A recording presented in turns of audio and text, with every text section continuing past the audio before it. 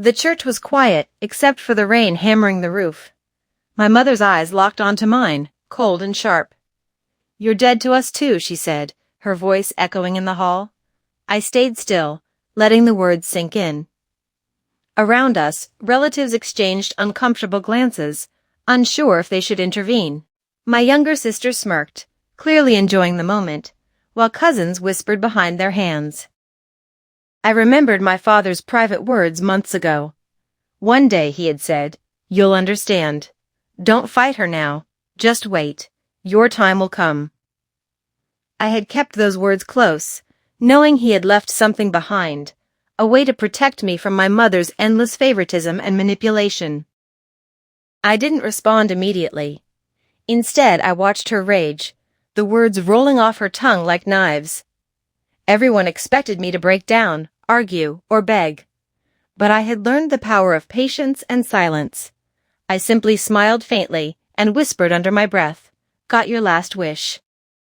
The silence that followed was electric. My mother's face twisted, confusion replacing anger. She didn't understand, yet somehow felt the shift. I turned slightly to the lawyer standing to the side, papers in hand, a quiet ally in a storm of judgmental eyes. Slowly, I walked toward her, nodding for the lawyer to follow. Whispers and murmurs filled the room. My mother's expression flickered between disbelief and panic. She had assumed control over everything for years, but my father had planned otherwise. I opened the envelope, feeling the weight of my father's careful planning. The documents inside were more than papers. They were the culmination of years of strategy, ensuring that I would be safe, protected, and empowered, even in the face of my mother's betrayal. Everyone leaned forward, sensing the shift but unsure what was coming. My mother's voice trembled as she finally realized that she had miscalculated. She had underestimated not only me, but also my father's foresight. And then, with all eyes on me, I revealed the first part of the truth. The next moment would shock everyone in the room. The lawyer cleared her throat and spoke, her voice calm but firm. "These are your father's final wishes. They are legally binding." Every head turned toward me. My mother's face went pale. For years, she had believed she controlled everything: our family home, the business, the finances. But now, every assumption she had made crumbled in front of her. The documents revealed the truth. My father had left everything to me.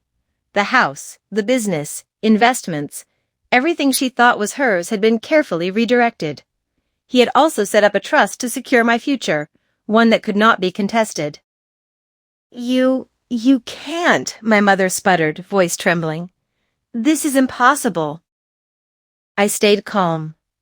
"It's very possible. Dad planned it all carefully, and it's all legally binding." Whispers spread across the room. Cousins were stunned. Neighbors gawked. Even my sister's smug smile faltered, replaced by disbelief. It wasn't just about money. It was about years of manipulation, favoritism, and lies. My father had seen everything, and in his final act, he had ensured that justice would be served quietly, without unnecessary drama, except for this moment. My mother's hands shook as she tried to snatch the papers, but the lawyer held them firmly. Every attempt to argue, to intimidate, failed. My father had anticipated every reaction, every attempt at control. I looked at my mother, voice steady, eyes unflinching. "You wanted me gone? Consider it done. But Dad made sure I'd be protected, no matter what you did." Shock and anger battled across her face. My sister's jaw tightened. Cousins and neighbors whispered among themselves. Everyone realized that my father's last gift wasn't just financial. It was the quiet, perfect revenge against years of cruelty and favoritism. Then I paused, letting the room absorb the moment. I had one more revelation, the final piece that would turn disbelief into complete astonishment. I took a deep breath, letting everyone in the room feel the weight of the moment. "I'm not just taking what Dad left me," I said, my voice steady, calm, unshakable. "I'm also following his final instructions." Eyes widened, My mother's face went from disbelief to panic. My sister's smirk had vanished completely. Everyone waited, silently, knowing the next words would change everything. Everything Dad planned, I continued, was not just for protection. It was also to ensure that those who tried to hurt me would understand consequences. I held my mother's gaze, letting the words settle. You wanted me out of your life? Consider it done. But the house, the business, the trust, all remain under my control. You, and anyone who tried to destroy me, will only get access if you prove you can stop trying to harm me. A stunned silence followed. My mother's hands trembled. My sister's face twisted with anger and frustration. Cousins and neighbors exchanged shocked glances. Nobody had expected this. Nobody had imagined that my father's final act would deliver justice so quietly, yet so perfectly. I felt a strange calm wash over me. For years I had carried resentment, hurt, and fear. But now I felt free.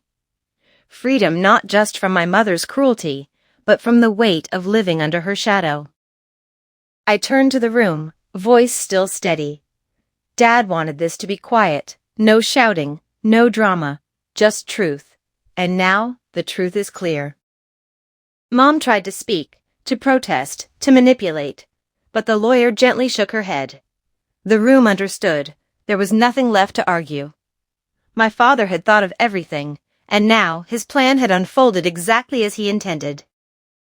I walked out of the church later that day with a strange sense of peace. The rain had stopped, but the air still felt heavy with tension and shock. I glanced back once, seeing my mother frozen, realizing that her control, her favoritism, her lies, all had failed her. Sometimes, I thought, revenge doesn't have to be loud.